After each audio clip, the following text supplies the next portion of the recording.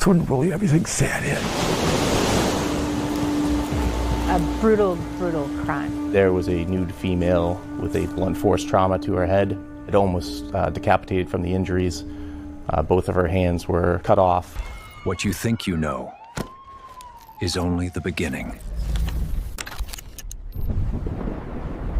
On July 26, 1974, in Provincetown, Massachusetts, a dog's barking led a teenage girl to a grim discovery among the dunes of the Race Point Ranger Station, part of the Cape Cod National Seashore.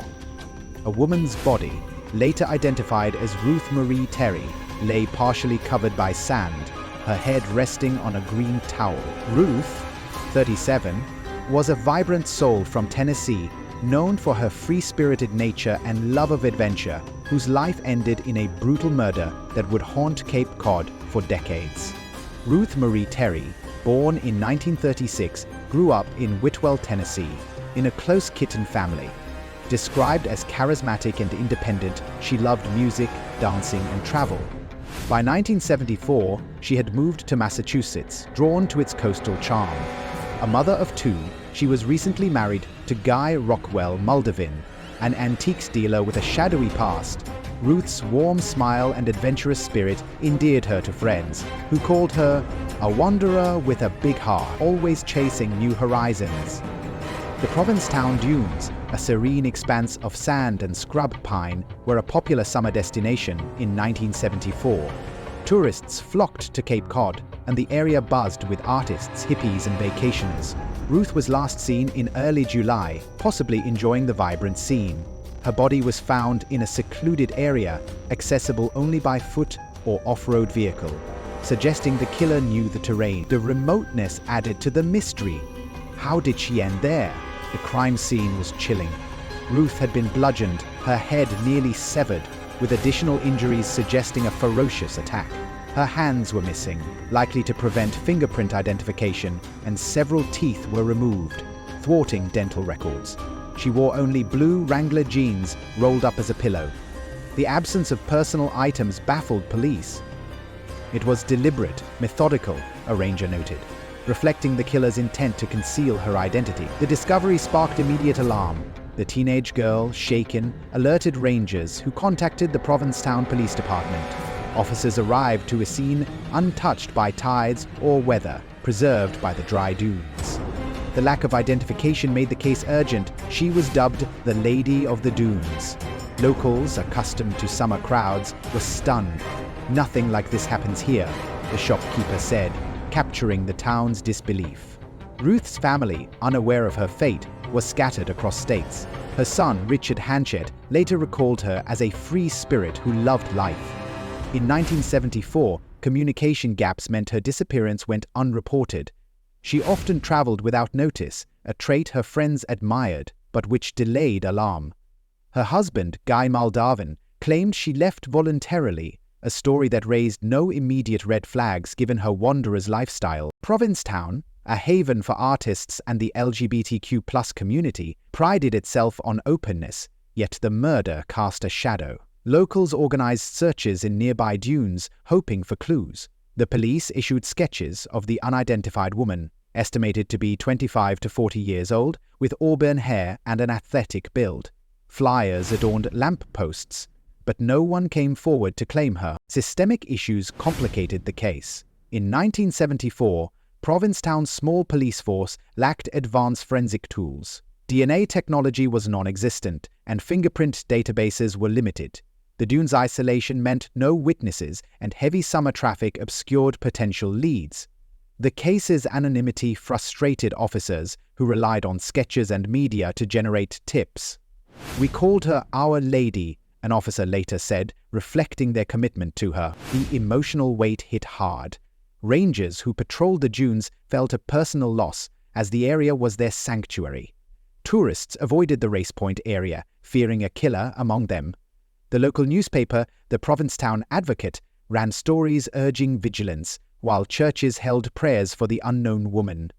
Her anonymity deepened the tragedy. She was someone's daughter, mother, friend, yet no one knew her name. Investigators noted the crime's brutality suggested rage or intent to erase identity. The missing hands and teeth pointed to a calculated killer, possibly experienced.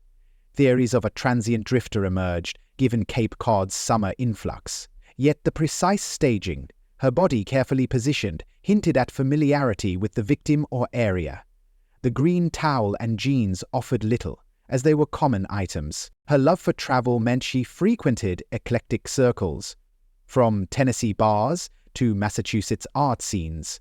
Friends recalled her visiting Provincetown's nightlife, possibly meeting someone who turned violent.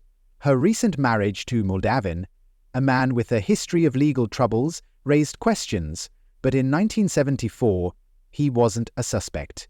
The case stalled, her identity a blank slate. The community's grief fueled early efforts. Artists created tributes, sketching the lady's likeness to keep her story alive. A local waitress, Mary, shared, "We felt she was one of us." The dunes, once a place of beauty, became a grim reminder of vulnerability. Residents locked doors, wary of strangers, as the summer of 1974 ended in unease. The Lady of the Dunes, a haunting enigma. The discovery of the Lady of the Dunes galvanized Provincetown. By July 27, 1974, police launched a desperate search for clues to identify the victim and her killer. The Provincetown police, with support from Massachusetts State Police, combing off the dunes, combing the sand for evidence. Volunteers, including local fishermen and artists, joined, scouring the area for anything, jewelry, clothing, a discarded weapon that might break the case. The urgency was palpable, but the dunes yielded little. Investigators employed every available method. They dusted the green towel and jeans for fingerprints, but found none. The crime scene was pristine, suggesting a meticulous killer. Police interviewed campers and rangers, seeking witnesses to unusual activity. A vague report of a woman resembling the victim near a beach bar surfaced, but no one could confirm her identity. "We chased every shadow," Detective John Kelly recalled. Frustrated by the lack of leads, the community rallied, distributing flyers across Cape Cod. Sketches of the lady, based on her estimated appearance, appeared in newspapers and on TV.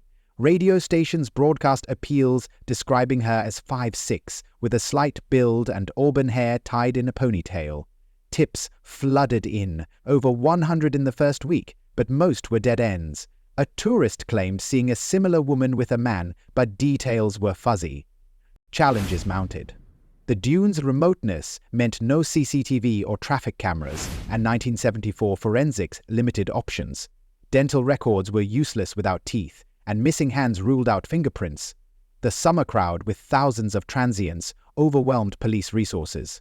"It was like finding a needle in a haystack," an officer said. Rain on July 27 washed away potential traces, further hindering the search. Key moments offered fleeting hope. A ranger recalled an off-road vehicle near the dunes days before, but no license plate was noted. A local reported a man acting strangely at a bar, but he vanished. Police traced the Wrangler jeans to a common brand sold nationwide, a dead end. The green towel, similarly generic, offered no origin. The lack of personal items deepened the mystery. The investigation expanded beyond Provincetown.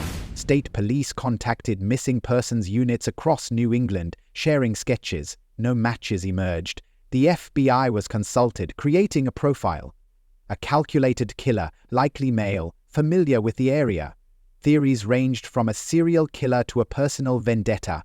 The brutality suggested rage, but the staging pointed to control, confusing investigators. The community impact was profound. Provincetown's free-spirited vibe dimmed as fear took hold. Bars and beaches, once lively, saw fewer visitors. "We stopped walking alone," a local artist said. Churches held vigils, praying for our unknown sister. The emotional toll on police was heavy. Officers worked overtime, haunted by the victim's anonymity. "She deserved a name," Kelly said, his voice breaking. Media amplified the case. The Boston Globe ran features, calling her the Lady of the Dunes, a name that stuck. National outlets picked up the story, but tips dwindled by August. Police checked missing persons reports from Tennessee to Maine, unaware Ruth's family hadn't reported her missing, believing she was traveling. Her son, Richard, later said, Mum always came back eventually. Investigators explored the dunes' history. Previous crimes in the area were minor, petty theft, vandalism, but nothing like murder. The killer's knowledge of the secluded spot suggested a local or frequent visitor. Police interviewed dune buggy operators hoping for a lead, but found none. The case's complexity: anonymous victim, no witnesses, stymied progress, pushing it toward cold status. The emotional strain on Provincetown lingered. Tourists avoided the dunes, impacting local businesses. A fisherman, Paul, shared, "It felt like our town was tainted." Police maintained a tip line, receiving calls about drifters or suspicious men, but none panned out. The lady's anonymity became her story's heart, a symbol of a life cut short without answers. Forensic efforts continued. In 1987, the body was exhumed for new tests, but technology remained limited. Clay reconstructions of her face were created, displayed at police stations. A 1990 S-tip linked her to a missing woman from Rhode Island, but dental comparisons failed. The community's hope faded, yet officers like Kelly refused to quit, keeping her file active. By the 1990 S, the case was cold. Annual memorials at Race Point drew smaller crowds, but the lady's story endured. Artists painted her likeness, and locals shared theories at cafes. The lack of identity gnawed at investigators, who felt they'd failed her. "She's ours," a ranger said, reflecting Provincetown's bond with the unknown woman, a bond that fueled decades of resolve. For nearly 5 decades, the Lady of the Dunes remained unidentified, her killer a shadow. In October 2022, a breakthrough came. The victim was Ruth Marie Terry, confirmed through genealogical DNA by the FBI and Massachusetts State Police. This revelation shifted focus to a suspect, Guy Rockwell Moldavin, Ruth's husband at the time of her death. Already deceased by 2002, Moldavin's murky past made him a person of interest, though the case remained unsolved. Moldavin, born in 1923, was a charismatic but troubled antiques dealer. By 1974, he was 51, living in Massachusetts with Ruth, whom he married months before her death. His history included a 1960 arrest for murdering his second wife, Manzanita Ryan, and her daughter in Seattle, though charges were dropped for lack of evidence. Known for charm, he frequented Provincetown's art scene, blending seamlessly with its eclectic crowd. The identification of Ruth sparked renewed investigation. Police learned Moldavin claimed Ruth left him in 1974, never reporting her missing. His silence raised suspicions given her brutal death. Investigators traced his movements, finding he fled to California post-1974, remarrying and living under aliases. He was a chameleon, Detective Meredith Lober said, noting his knack for evading scrutiny. Evidence linking Moldavin was circumstantial.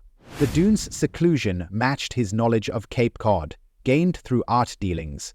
Ruth's missing hands and teeth aligned with his 1960 case, where dismemberment was suspected. No DNA tied him directly, but his failure to report Ruth's disappearance and his criminal history painted a damning picture. He died in 2002, beyond prosecution. Moldavin's response, recorded in old interviews, was vague. He told police Ruth took off after an argument, a claim her family doubted. "Mom wasn't one to just leave," her son Richard said. Moldavin's history of violence, including a 1970 S fraud conviction, suggested a pattern. His antiques shop in Provincetown placed him near the crime scene, a troubling coincidence. The community reacted with mixed emotions. Ruth's identification brought relief, but Moldavin's death frustrated justice. "We finally knew her name, but not the whole story," a local said at a 2022 vigil. Provincetown's police, led by Chief James Golden, vowed to pursue leads despite Moldavin's passing. Residents felt cheated, knowing the prime suspect escaped accountability. Other suspects emerged over the years. In the 1970 S, police investigated James Whitey Bulger, a Boston mobster vacationing in Provincetown in 1974. His violent history fit, but no evidence connected him. A 1980 S tip pointed to Rory Jean Kessinger, a fugitive linked to murders, but DNA ruled her out as the victim. Moldavin remained the strongest lead, his past too coincidental to ignore. The investigation faced hurdles. Moldavin's death meant no interrogation or confession. Forensic evidence from 1974 was degraded, and no murder weapon was found. Police re-examined Ruth's belongings, but the towel and jeans offered no new clues. "We're limited by what we had then," Lobur admitted. Community tips surged post-2022, but most were speculative, echoing decades-old theories. Ruth's family, particularly Richard, sought answers. "I want to know why," he told the Boston Globe. Learning Moldavin was a suspect fueled their grief, knowing he'd lived freely until 2002. Provincetown residents, many who knew Moldavin casually, were stunned. "He seemed so normal," a former neighbor said, reflecting the shock of his potential guilt. Investigators explored Moldavin's other crimes. His 1960 case involved dismembered bodies, eerily similar to Ruth's. A 1970s acquaintance recalled his temper, saying, "Guy could snap." Yet, without direct evidence, DNA, witnesses, or a confession, police couldn't close the case. The FBI's genealogical work, praised by Golden, showed modern forensics power, but also its limits in historical cases. The emotional toll lingered. Provincetown's artists painted murals of Ruth, honoring her as a known woman, not a mystery. Her family attended a 2023 memorial, sharing stories of her love for music. "She'd want us to celebrate her life," Richard said. The community's bond with Ruth grew stronger, her identity a bittersweet victory in a case still open. Moldavin's profile as a drifter and charmer fit the crime's complexity. His familiarity with Provincetown's dunes and Ruth's trust in him suggested opportunity. The brutality, bludgeoning, dismemberment matched his alleged 1960 crimes. Yet, his death left gaps. Did he act alone? Was Ruth's murder planned or impulsive? These questions haunted investigators and residents alike. The identification of Ruth Marie Terry in 2022 marked a turning point, but the Lady of the Dunes case remained unsolved. With Guy Moldavin, the prime suspect, dead since 2002, Provincetown and Ruth's family faced a complex aftermath. No trial or conviction could bring closure, yet Ruth's name restored her humanity, sparking efforts to honor her and address systemic issues exposed by the decades-long mystery. Ruth's family sought to reclaim her legacy. Richard Hanchett, her son, shared memories of her dancing to Elvis records. "She was full of life," he told reporters, launching a small online memorial to celebrate her spirit. The family pushed for continued investigation, hoping modern forensics might uncover new evidence. "We owe her justice," Richard said, his resolve echoing the community's. Provincetown's response was heartfelt. In 2023, a Duneside memorial unveiled a plaque. Ruth Marie Terry, known at last. Annual vigils, once for an unnamed woman, now honored Ruth specifically. Artists created exhibits blending her story with Cape Cod's history. "She's part of us," a gallery owner said. These efforts kept her memory alive, transforming grief into tribute. The case exposed systemic gaps. In 1974, limited forensics and Provincetown's small police force hindered progress. The lack of a national missing persons database delayed Ruth's identification. Her family, unaware of her death, couldn't report her missing. Modern genealogical DNA, used in 2022, highlighted how technology could have helped earlier, prompting calls for better cold case funding. Police adapted. Massachusetts State Police expanded their cold case unit, inspired by Ruth's case. Detective Meredith Lober trained in genealogical forensics, hoping to solve similar mysteries. "Ruth showed us what's possible," she said. Community pressure led to grants for DNA testing, ensuring other unidentified victims might find their names. A direct legacy of the case's publicity. The emotional impact lingered. Ruth's family grappled with learning Moldavin's history, feeling betrayed by his charm. Provincetown residents, many who interacted with him, questioned their trust. "He was at our barbecues," a local said, shaken. The case's unresolved nature fueled true crime forums, where users debated Moldavin's guilt, keeping the story alive online. Broader issues emerged. The case highlighted vulnerabilities in transient communities like Provincetown's summer scene. Safety measures increased. More rangers patrolled the dunes and businesses installed cameras. Ruth's murder, linked to her free-spirited lifestyle, prompted discussions on protecting vulnerable travelers. Local schools taught safety, citing her story as a cautionary tale. Media coverage amplified Ruth's legacy. Documentaries, including a 2023 Netflix special, explored her life and the investigation. Podcasts like Case File detailed the case, urging listeners to submit tips. The publicity led to new leads, though none confirmed Moldavin's guilt. Her name brought new eyes, Chief Golden said, hopeful for future breakthroughs despite the case's open status. Ruth's story inspired advocacy. Her family supported NAMERS, a national missing persons database, to prevent other cases from lingering. Provincetown's community fundraised for cold case initiatives, raising thousands by 2025. Ruth's case taught us to keep pushing, a volunteer said. These efforts ensured her death prompted systemic change, even without a conviction. The dunes themselves became a symbol. Once feared, they were reclaimed as a place of reflection. Rangers guided tours, sharing Ruth's story to educate visitors. A local poet wrote, "In the sand she found her name," capturing the bittersweet resolution. The community's resilience shone, turning a tragic sight into one of remembrance and hope. Ruth's legacy extended nationally. Her identification, one of the oldest solved through genealogical DNA, set a precedent. The FBI cited her case in training, emphasizing perseverance. Other families of unidentified victims contacted Ruth's relatives, seeking guidance. Her story gives us hope, a Tennessee advocate said, inspired by the 2022 breakthrough. The unresolved case left questions. Was Moldavin the killer, or did another predator roam Provincetown? The lack of a trial frustrated Ruth's family, but they found solace in her restored identity. "Knowing her name is a start," Richard said at a 2024 vigil. The community echoed this, their commitment to justice unwavering, even as answers remained elusive. Provincetown's cultural fabric absorbed Ruth's story. Art festivals featured her likeness, and theater groups performed plays about her life. These tributes, rooted in empathy, avoided sensationalism, focusing on her vibrancy. She was more than a victim, an artist said, reflecting the town's effort to humanize her beyond the Lady of the Dunes moniker. The case's impact on policing endured. By 2025, Massachusetts allocated funds for cold case DNA testing, partly due to Ruth's case.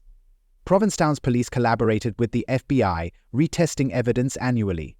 "We won't close her file," Golden vowed. The community's support, letters, donations, tips kept the investigation active, a testament to Ruth's enduring presence. Ruth Marie Terry's legacy is one of resilience and revelation. Her identification after 48 years proved the power of perseverance and technology.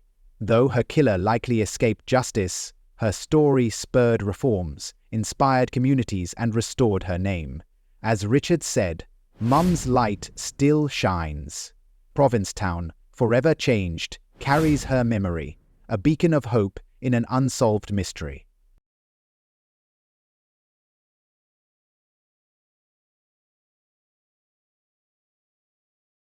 If you're passionate about shocking crimes and secrets that have never been revealed, follow 24H Crimes Archives. We tell the stories of the crimes, and you are the one uncovering the truth. Stay with us, because the truth always speaks.